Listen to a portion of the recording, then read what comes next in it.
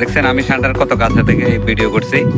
ষান্ডা আসলে কামড় দেয় না। ষান্ডা এই প্রাণীটি সামাজিক যোগাযোগ মাধ্যমে এখন রীতিমতো ভাইরাল। এটি এখন আর শুধু মরুভূমির কোনো নিরীহ বাসিন্দা নয়, হয়ে উঠেছে মধ্যপ্রাচ্য প্রবাসী বাংলাদেশিদের হাস্যরসের খোরাক। ফেসবুক, টিকটক, ইনস্টাগ্রাম সব জায়গাতেই চলছে ষান্ডা শিকার নিয়ে হাস্যরসাত্মক ভিডিও, ট্রোল আর মিমের বন্যা। সোশ্যাল মিডিয়ায় মধ্যপ্রাচ্যে কর্মরত অনেক প্রবাসী নিজেদের পোস্টে লিখেছেন, ষান্ডা না ধরতে পারলে চাকরি থাকবে না। প্রবাসীদের অনেকেই মজা করে বলছেন, ভিসা রিনিউ করতে হলে ষান্ডা লাগবে। তবে বিজ্ঞানের ভাষায় ষান্ডা হচ্ছে ইউরোমাস্টিক্স গণের অধীনে পড়া একটি বর্গীয় টিকটিকি জাতীয় প্রাণী, যা দেখতে অনেকটাই গুইসাপের মতো হলেও বৈশিষ্ট্যের দিক থেকে বেশ আলাদা। এর সবচেয়ে বড় বৈশিষ্ট্য হচ্ছে পুরু খাদযুক্ত এবং কাঁটার মতো সুরযুক্ত লেজ, যা আত্মরক্ষার কাজে ব্যবহার করে।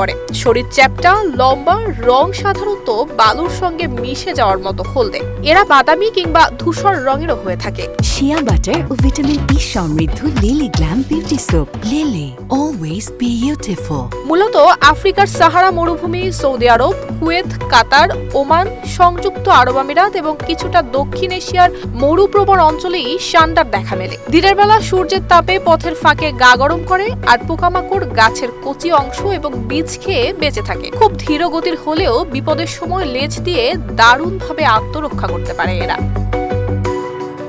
হাদিসে বর্ণিত রয়েছে, মহানবী হযরত মুহাম্মদ সাল্লাল্লাহু আলাইহি ওয়াসাল্লাম স্বয়ং ষান্ডা খাননি, কিন্তু তিনি সাহাবীদের তা খেতে নিষেধ করেননি। খালিদ বিন ওয়ালিদ ষান্ডা খেয়েছিলেন, নবী করিম সাল্লাল্লাহু আলাইহি ওয়াসাল্লাম সেটি অনুমোদন করেছিলেন। হানাফি মাযহাব মতে এটি খাওয়া মাকরুহ। মালিকি, শাফিঈ এবং হাম্বলি মাযহাব এটিকে হালাল বিবেচনা করে। মরুভূমির বেদুইনরা দীর্ঘকাল ধরে এটি প্রোটিন সমৃদ্ধ খাবার হিসেবেই গ্রহণ করে আসছেন।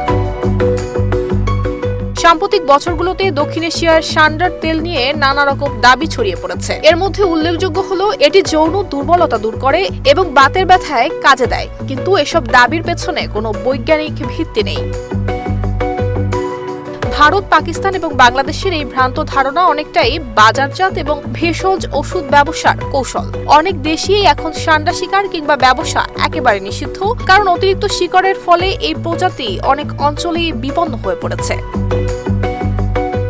নুসরাত জাহান মেহেক, ঢাকা পোস্ট।